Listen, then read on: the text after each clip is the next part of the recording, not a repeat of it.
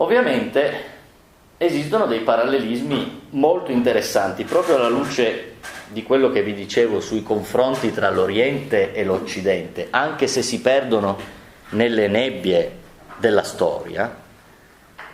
Noi abbiamo uno dei padri della filosofia occidentale, che come sapete è Platone. Platone ha scritto un libro che è bellissimo. Io l'ho dovuto leggere a filosofia, è lunghissimo, e quindi potete semmai leggerne degli estratti, poi insomma scritto in un linguaggio che è di 2500 anni fa, quindi un po' pesantuccio per noi, ma quel libro vi consiglio di cercare qualche stralcio, qualche riassunto, si chiama La Repubblica, come il giornale La Repubblica di Platone. E La Repubblica di Platone è un libro che ci racconta una storia parallela a quella che stavamo raccontando, anche se non c'è una guerra, ma l'organizzazione della società era il punto iniziale e finale del racconto sulla Repubblica.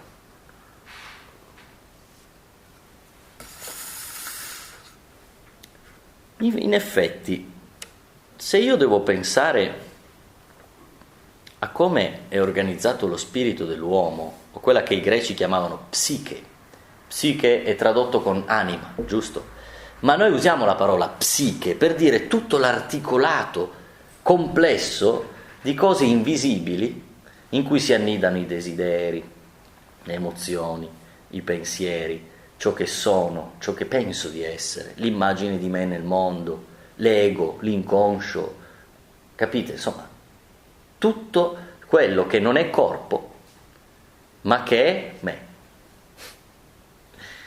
Se devo pensare, dicevo, alla psiche e pensare di parlare dell'invisibile psiche, posso trovare un ottimo parallelismo guardando alla società. Anche in me c'è chi prende le decisioni, c'è chi difende, chi attacca, c'è chi muove le cose, come le caste. E la costruzione della società è un'immagine della costruzione della psiche umana. Tenete questo parallelismo a mente. Perché? Perché la messa in scena dell'invisibile, cioè della nostra psiche, è quello che ha fatto la storia. Nel teatro del mondo sono le anime che hanno fatto la storia, gli spiriti che hanno fatto la storia, più dei corpi, ovviamente. Platone nella Repubblica dà un ruolo centrale alla casta dei guerrieri, e non è un caso.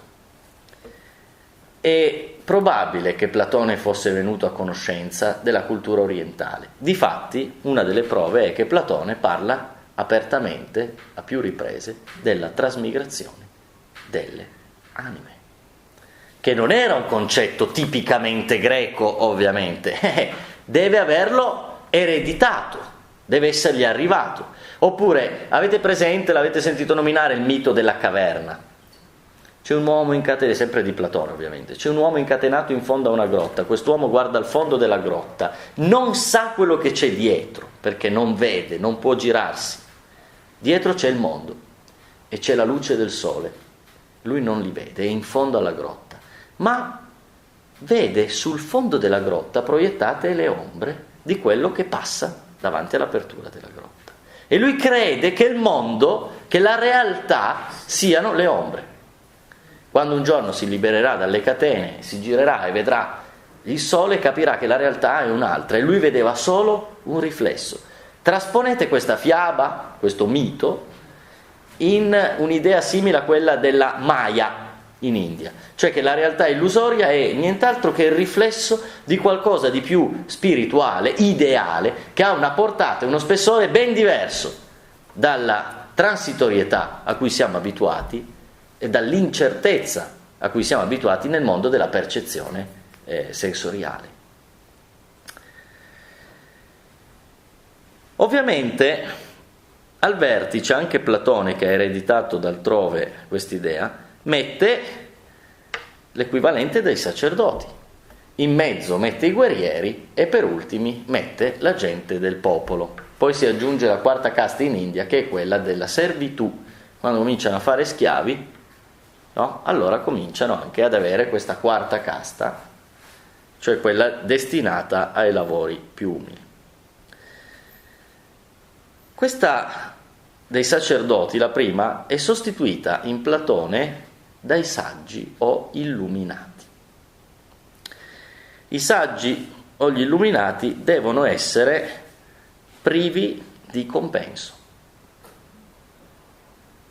se no il gioco non regge. Nella seconda casta, dove abbiamo i guerrieri devono difendere la polis, cioè la città, non solo dall'esterno, ma, e questo è molto acuto, anche da se stessa.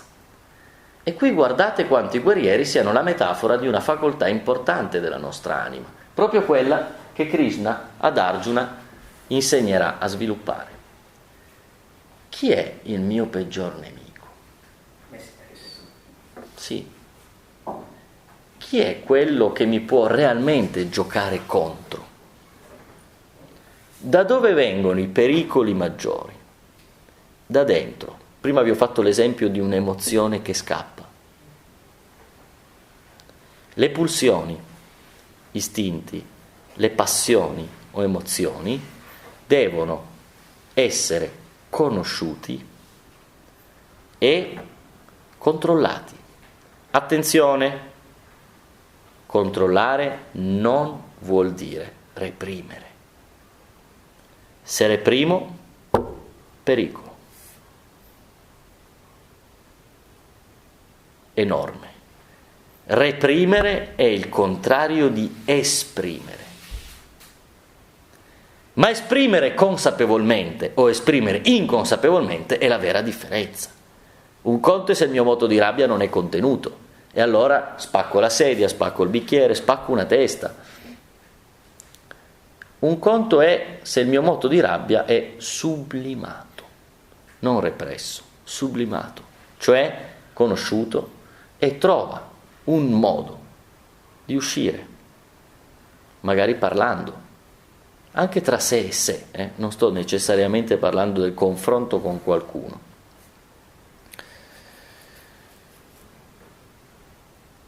La classe dei guerrieri serve perché siamo tentati, sia la gente del popolo, sia eventuali società esterne, da quella che egli chiamava la bramosia, cioè ho qualcosa, non mi basta, voglio di più. Se ho quel di più, non mi basta, voglio ancora di più. E se ho ancora di più, non mi basterà e ne vorrò sempre di più. Questa è una caratteristica umana. Questa caratteristica umana si chiama desiderio e nulla basta a fermarlo. Posso cancellarlo? Vi ho appena detto che reprimere è pericoloso. Se reprimo il desiderio è un guaio. Devo imparare a usare il desiderio sublimato senza esserne distrutto, e la distruzione spesso viene da una forma di schiavitù. Altro esempio di un mito platonico è un carro trainato da 2 cavalli. Un cavallo è addomesticato, potremmo dire, l'altro invece è imbizzarrito, e sono proprio i 2 lati, le 2 modalità del desiderio. Istinti, pulsioni incontrollate possono far rovesciare il carro. Questo stesso carro lo troviamo nella Bhagavad Gita. Krishna, infatti, è il Dio al servizio di Arjuna. In che ruolo? Un cocchiere, un'auriga. Krishna guida un carro. Su quel carro c'è Arjuna. Pensate se il carro fosse un'immagine della nostra psiche. Corpo, mente, emozioni, spirito. Chi guida il carro il Dio al mio servizio. E quindi chi sono io? Io sto sul carro, non perché lo guido, ma perché devo fare tutte le altre cose, tipo combattere, che devo fare quando sono sul carro. Il mio vero sé ha Dio al proprio servizio.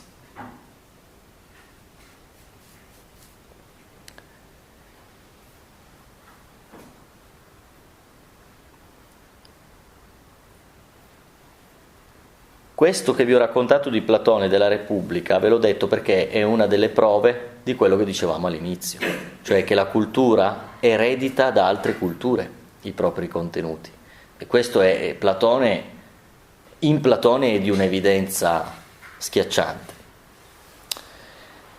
Nella Bhagavad Gita il dilemma tra vita attiva e vita contemplativa si risolve, vi dicevo, in un modo geniale.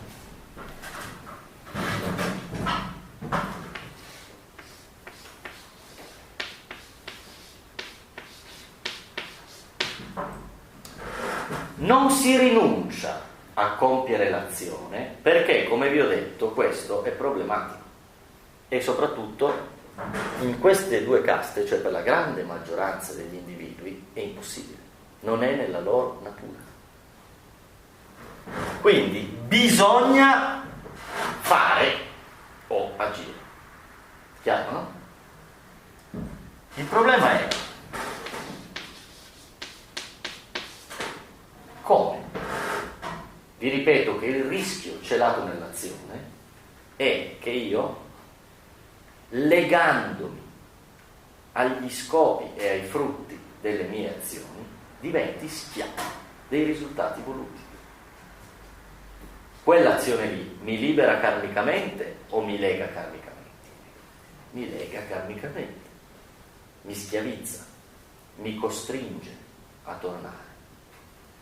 Può esistere un'azione che sia liberatrice? Sì. A cosa devo rinunciare quindi, se non rinuncio all'azione?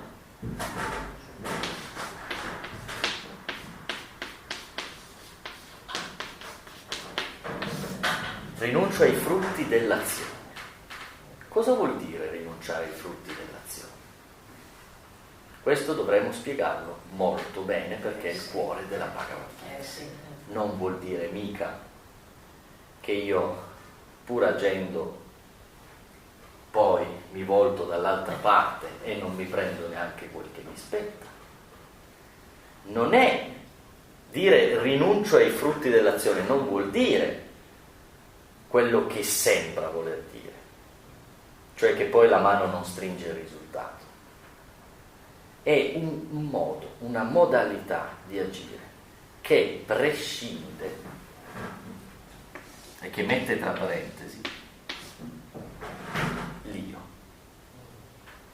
Quello che noi spiegheremo con l'ausilio della filosofia dello yoga è che esiste un'azione che è liberatrice perché l'io si dissolve nell'azione. Questa azione è come se fosse l'ultima azione. Ogni azione come se fosse l'ultima azione. Cosa devo fare per vivere un'azione di questo genere? Devo darmi tutto in ogni azione. Devo esaurirmi, darmi tutto in ogni azione. Come lo chiamate voi? L'atto supremo del dare tutto senza chiedere niente in cambio. Io invece lo chiamo amore. Ovviamente sacrificio e amore in questo contesto sì. Anzi, addirittura hai ragione, nell'ottica indiana è un'azione sacrificale. Sì, sacrificio. Ma questa parola è stata sporcata negli anni e nelle nostre menti è diventata una brutta parola. Perché sacrificio, ho perso... È una cosa... un atto sacro. Eh sì, letteralmente sì, e in India è così, hai ragione. Nella Gita è detta azione sacrificale. perché l'ultima azione è anche l'unica azione. Però detto noi nel senso che purtroppo per noi la parola sacrificio ha assunto un connotato brutto. O penso ai sacrifici cruenti, animali o umani, per sangue, subito, o penso alla rinuncia a qualcosa di pesante. Non penso, la prima volta che sento la parola sacrificio non penso al sacro. Ah sì. Invece io l'avevo Certo. Questa azione del dare tutto senza pretendere nulla in cambio o esaurirsi in ogni istante in cui si agisce è detta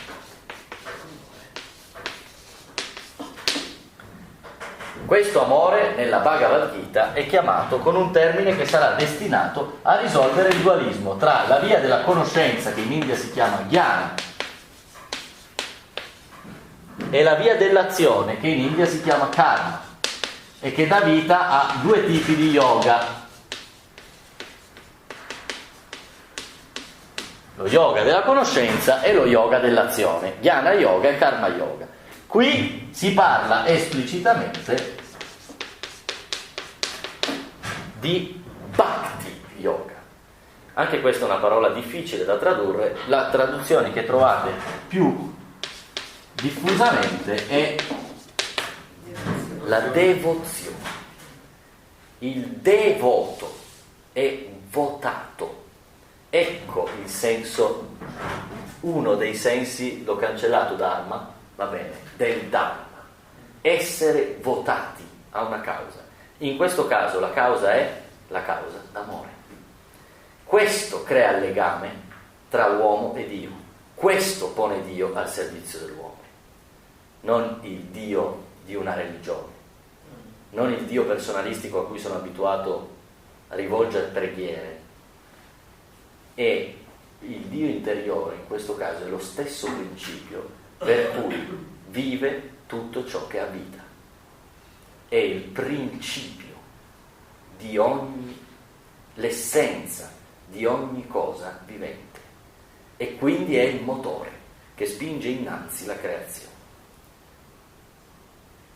Difatti, altra mirabile conquista di questa epoca in India è aver capito che questo Dio di cui stiamo parlando, questo Dio a servizio dell'uomo, che si manifesta in quell'azione lì, cioè l'azione sacrificale o amorosa, che è un atto devozionale, che ringrazia il fatto di vivere, non è quel Dio a cui si rivolgono le preghiere, ma è il principio che prega.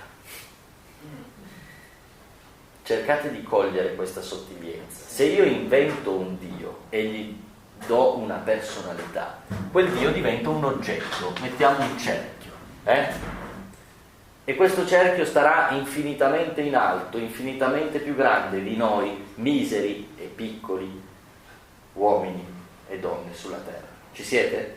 Quindi io sono questo, no? Un misero infinito puntino. Dio è tutto quello.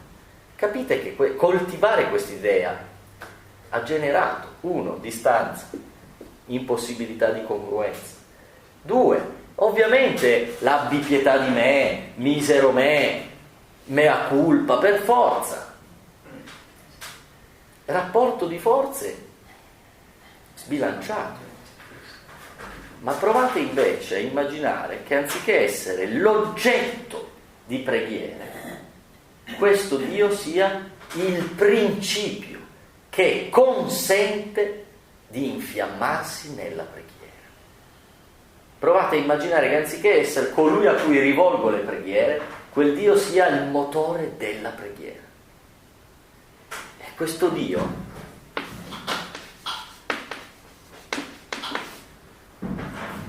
è l'anima, ma anche nel senso letterale di animare, mi anima.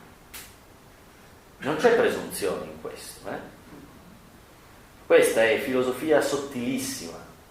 Queste sono delle conquiste che è inimmaginabile che l'uomo abbia fatto 2500 anni fa. È incredibile, perché ci costano ancora fatica oggi da seguire nei loro itinerari, Ma io, se siete stati abbastanza attenti, e ho dovuto semplificare per ovvie ragioni, vi invito a cogliere l'incredibile sottigliezza di questi ragionamenti, che sono sconvolgenti alla luce del tempo che è passato. Sembra realmente che, come i fiumi scorrono a valle, le cose tendono al peggio, nel senso, le menti degradano nel tempo. Ci costa più fatica oggi andare su una linea di questo genere. Ovviamente vi fornirò tutta una serie di informazioni fin dal prossimo incontro sulla cornice in cui sorge la Bhagavad Gita e in particolar modo questa immane battaglia tra la famiglia dei Pandava e l'altra dei Kaurava, che sono comunque della stessa stirpe. È curioso però che il motivo scatenante della guerra, perché c'è sta guerra? Il motivo scatenante è un patto non mantenuto, è una promessa violata. Questo è il fattore scatenante della guerra. Anche questo ci insegna qualcosa. Per esempio, oggi, nel mondo in cui viviamo noi oggi, e in particolar modo noi latini, il valore della parola è quasi di totale inaffidabilità. Domani ti chiamo e ti dico: sì, adesso te lo faccio.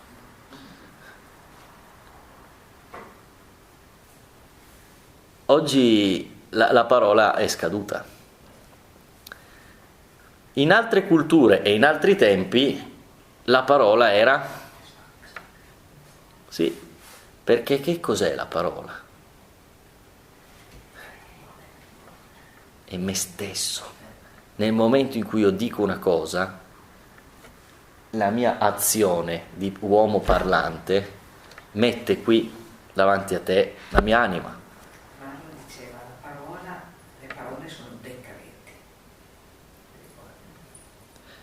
E metto proprio lì me stesso, la mia anima, in quella parola. È ovvio che in una cornice, direi quasi mitologica, come quella in cui all'interno della quale si iscrive la Bhagavad Gita, se doveva esserci un motivo scatenante per una guerra che finisce per essere un'apocalisse, poteva essere qualcosa che oggi ci sembra quasi risibile, cioè una parola data e non mantenuta. Però questo la dice anche lunga sul senso del valore che potevano avere all'epoca determinate cose. E c'era un re, questo re è cieco, ha un figlio, questo figlio è un po' un figlio difficile, diciamo, che però incarna l'etica del guerriero, è un po' bastardello, ma incarna bene l'etica del guerriero. Perché incarna bene l'etica del guerriero? Perché il guerriero segue un suo fine nella vita, così come ognuno segue il suo fine. Esiste un dharma delle classi, no? Ovviamente. Sappiate che nel mondo dei guerrieri il loro dharma gli fa seguire questa cosa qui, di cui parleremo, Artha. Artha si può tradurre come ricchezza, ma non è intesa come un quantitativo di denaro. Cioè i valori su cui si fonda la ricchezza del guerriero sono nella conquista, non nel denaro. Più che nell'aver conquistato questo, è nel fatto di conquistarlo, capite? A cosa? Il guerriero, se gioca per vincere, non gioca per vincere qualcosa, ma per vincere.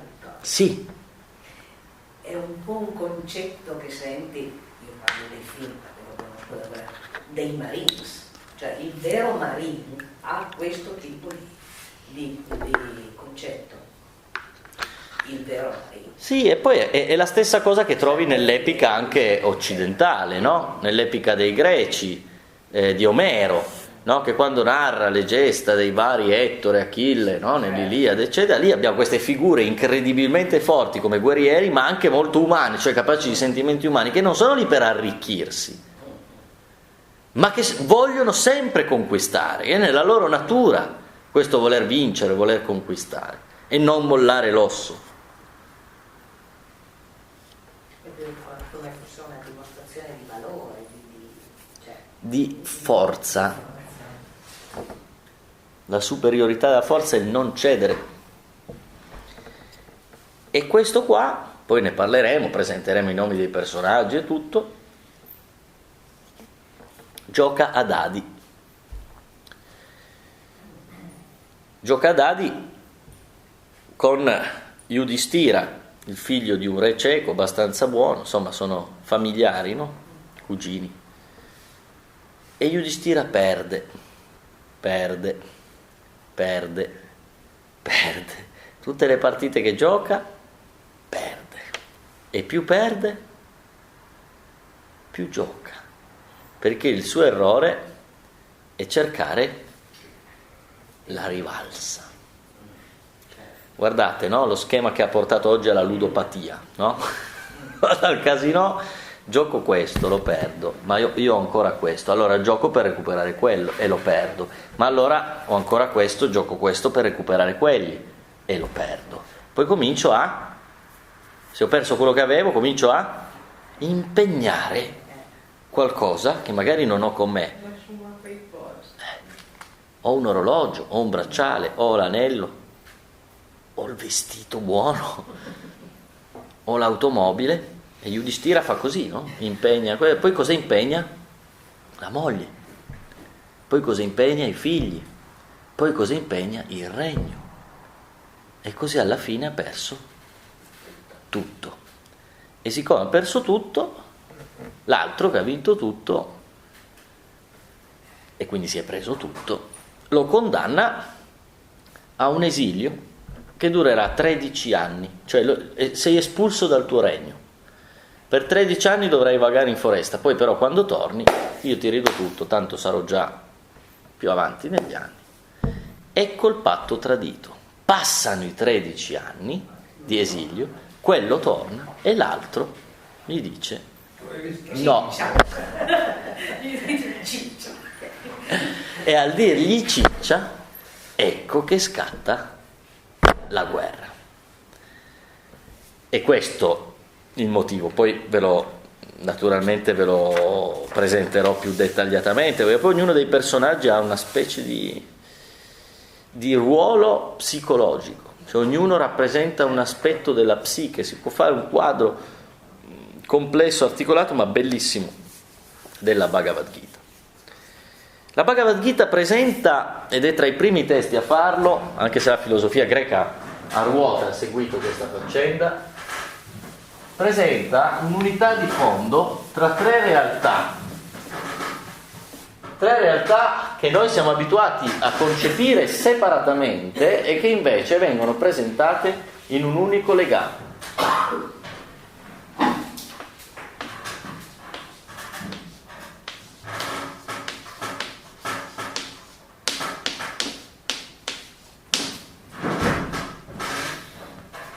L'uomo, la natura, Dio.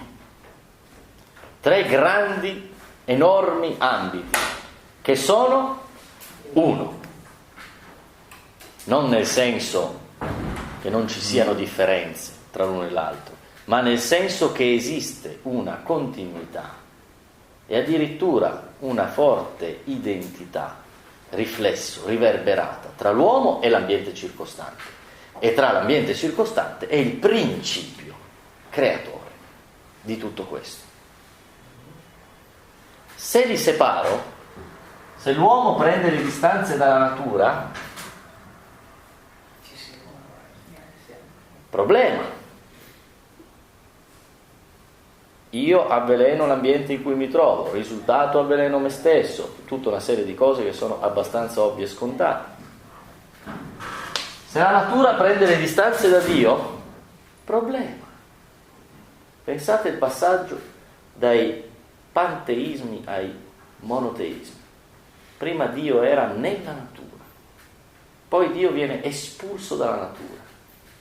Dio è sovranaturale, no, non è più la natura, non è la natura essere divina, la natura è un'emanazione del divino. Guai a confondere Dio con le cose del mondo. E a questo ovviamente ha generato tutti i problemi. Dove è finito Dio? Dove lo trovo Dio? Non c'è più. La lezione di Nietzsche. Dio è morto. Sì, e chi l'ha ucciso? Dio. Se separo quindi l'uomo dal cosmo e il cosmo da Dio, l'uomo e Dio non comunicano più. E il cosmo è schiacciato in mezzo come vittima, a tal punto da essere trasformato dalle scienze in un oggetto. La natura oggetto o di studio o di utilizzo. No? Metto lì microscopio o telescopio per studiare il piccolo e studiare il grande, e la natura è un oggetto.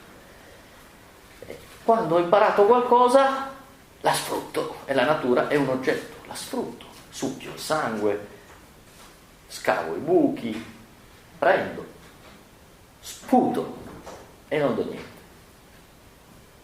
Capite il problema delle separazioni? Poi nelle separazioni ulteriori rischi. Nel mondo dell'uomo, non sappiamo se valga altrettanto nell'altro mondo del cosmo e di Dio, ma nel mondo dell'uomo si può verificare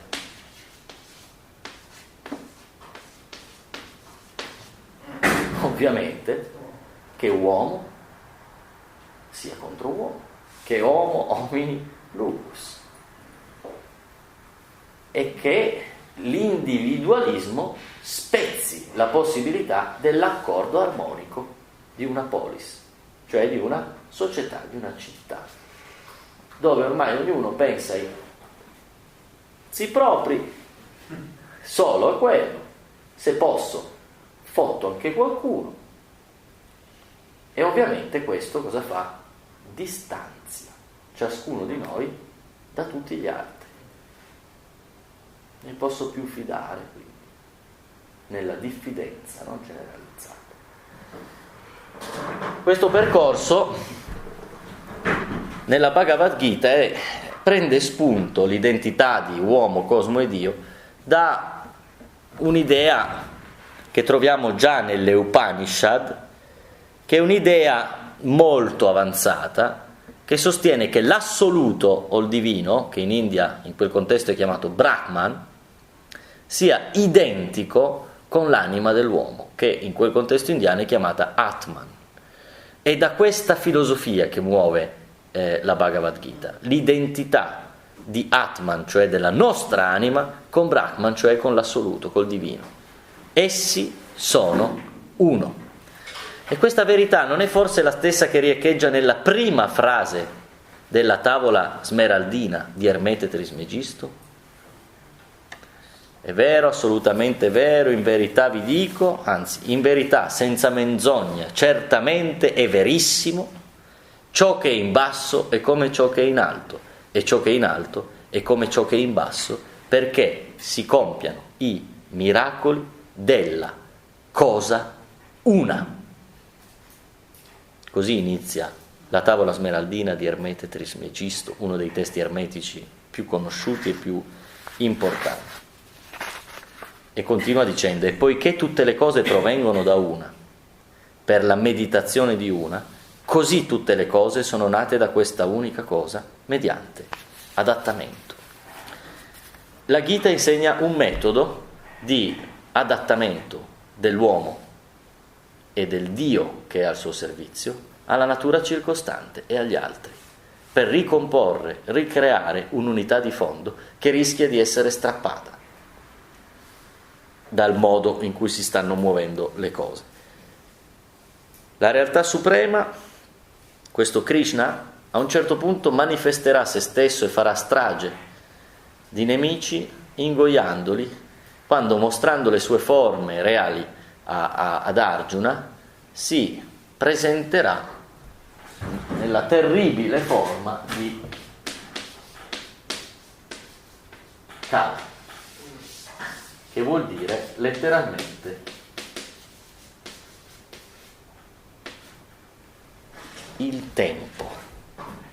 Questo Dio è il tempo, non il tempo parcellizzato che abbiamo con la nostra percezione dei secondi, dei minuti, delle ore, dei giorni, dei mesi e degli anni, ma l'intero sviluppo del tempo, ciò che include il passato, il presente, eternamente presente, e il futuro. Tutto questo è il grande Dio tempo, grande mistero anche per i filosofi, rappresentato mitologicamente dai greci con Cronos che si mangia i figli. Noi, nella nostra eterna sfida al tempo, perché sospesi nel nostro presente di vita tra il non so cos'ero prima di nascere, non so cosa sarò dopo la morte, visione che in India, vi ricordo, il tempo è circolare, non lineare.